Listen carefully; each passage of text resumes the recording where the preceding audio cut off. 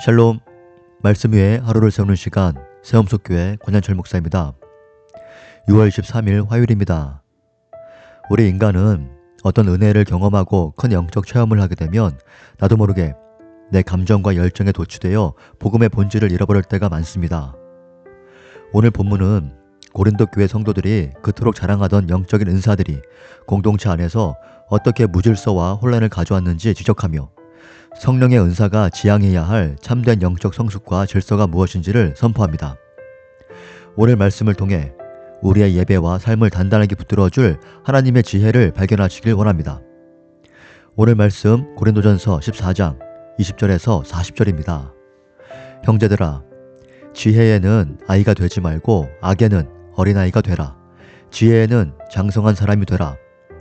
율법에 기록된 바 주께서 이르시되 내가 다른 방언을 말하는 자와 다른 입술로 이 백성에게 말할지라도 그들이 여전히 듣지 아니하리라 하였으니, 그러므로 방언은 믿는 자들을 위하지 아니하고 믿지 아니하는 자들을 위하는 표적이나 예언은 믿지 아니하는 자들을 위하지 않고 믿는 자들을 위함이니라. 그러므로 온 교회가 함께 모여 다 방언으로 말하면 알지 못하는 자들이나 믿지 아니하는 자들이 들어와서 너희를 미쳤다 하지 아니하겠느냐.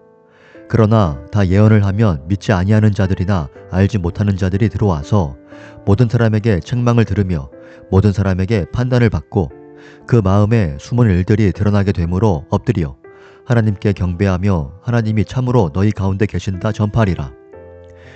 그런즉 형제들아, 어찌할까? 너희가 모일 때에 각각 찬송시도 있으며 가르치는 말씀도 있으며 계시도 있으며 방언도 있으며 통역함도 있나니 모든 것을 덕을 세우기 위하여 하라. 만일 누가 방언으로 말하거든 두 사람이나 많아야 세 사람이 차례를 따라 하고 한 사람이 통역할 것이요. 만일 통역하는 자가 없으면 교회에서는 잠잠하고 자기와 하나님께 말할 것이요. 예언하는 자는 둘이나 셋이나 말하고 다른 이들은 분별할 것이요. 만일 곁에 앉아있는 다른 이에게 계시가 있으면 먼저 하던 자는 잠잠할지니라. 너희는 다 모든 사람으로 배우게 하고 모든 사람으로 권면을 받게 하기 위하여 하나씩 하나씩 예언할 수 있느니라. 예언하는 자들의 영은 예언하는 자들에게 제재를 받나니 하나님은 무질서의 하나님이 아니시요 오직 화평의 하나님이시니라. 여자는 교회에서 잠잠하라.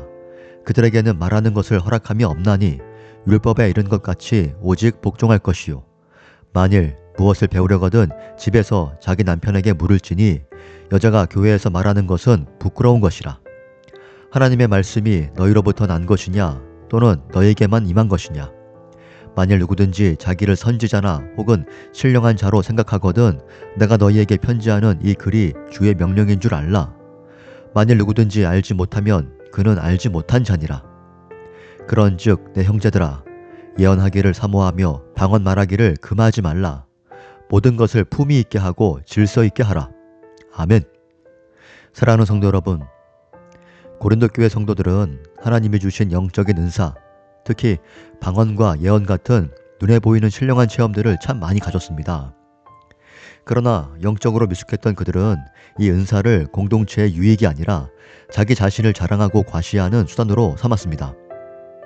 예배당 안에서 저마다 소리 높여 방언으로 기도하고 통역도 없이 예언을 쏟아내다 보니 하나님의 임재가 가득해야 할 예배 자리가 무질서와 혼란의 도가니로 변해버린 것입니다.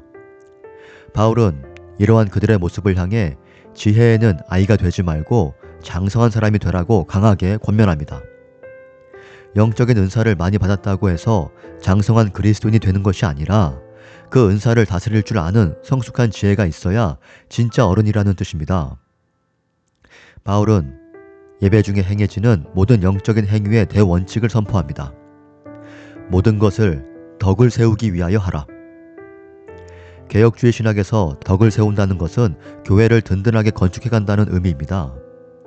아무리 신령하고 대단한 체험을 했다 할지라도 나의 행동이 곁에 있는 지체를 배려하지 못하고 교회 연합을 깨뜨린다면 그것은 성령의 역사가 아니라 인간의 정욕일 뿐입니다. 사도는 방언이든 예언이든 순서를 따라 차례대로 하고 통역이 없으면 교회에서는 잠잠하라고 명합니다. 왜냐하면 우리가 믿는 하나님은 무질서의 하나님이 아니시요 오직 화평의 하나님이시기 때문입니다. 삼위일체 하나님께서 완벽한 질서와 화평 속에 거하시듯 주님의 피값으로 사신 교회 역시 하나님의 성품을 닮아 아름다운 질서 속에서 움직여야 합니다.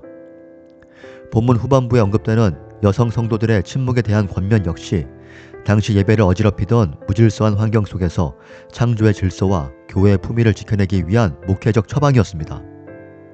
성도의 참된 자유는 내 마음대로 행동하는 방종이 아니라 공동체의 화평을 위해 내 열정과 권리를 기꺼이 절제하는 성숙함에 있습니다. 사랑하는 성도 여러분, 오늘날 우리가 살아가는 일상과 일터의 자리는 어떠합니까? 우리는 저마다 능력과 열심을 가지고 치열하게 살아갑니다. 그러나 내가 가진 열정이 내 생각이 옳다는 고집이 가정이나 일터 그리고 교회 공동체 안에서 다른 사람을 배려하지 못하고 무질서와 갈등을 만들어내고 있지는 않습니까? 내 열심이 도를 넘어설 때 공동체의 화평이 깨진다면 우리는 잠시 멈추어 서서 십자가 앞에 내 열정을 내려놓아야 합니다. 하나님은 무질서와 공포가 아니라 평안과 화평 가운데 일하시는 분입니다. 주님이 원하시는 것은 화려하고 거창한 종교적 성과가 아니라 내 삶의 자리에서 하나님의 성품을 닮아 품위 있고 질서 있게 행하는 신실함입니다. 요즘 우리 세움속교회가 새로운 시즌을 준비하며 한 걸음씩 나아가고 있습니다. 이 거룩한 여정 속에서 가장 중요한 것은 사람의 조급한 열심이 아니라 성령께서 주시는 화평의 질서 안에서 서로를 먼저 배려하며 온전히 연합하는 것입니다. 오늘 하루 내 생각과 감정이 앞설 때마다 한 걸음 물러서서 공동체의 덕을 먼저 생각하십시오. 나를 부인하고 공동체의 화평을 선택하는 그 성숙한 걸음 위에 하나님이 친히 예비하신 하늘의 든든한 평강이 가득하시길 주님의 이름으로 축복합니다. 오늘 말씀 붙들고 기도하겠습니다. 하나님 아버지, 우리의 조급한 열심과 무질서한 고집으로 인해 공동체의 화평을 깨뜨렸던 연약함을 십자가 앞에 회개합니다. 우리에게 주신 재능과 은사를 내 자랑으로 삼지 않게 하시고 오직 이웃을 배려하고 교회의 덕을 세우는 장성한 분량의 신앙인이 되게 하여 주시옵소서.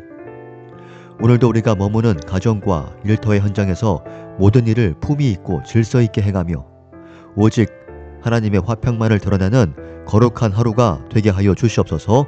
예수님의 이름으로 기도합니다. 아멘.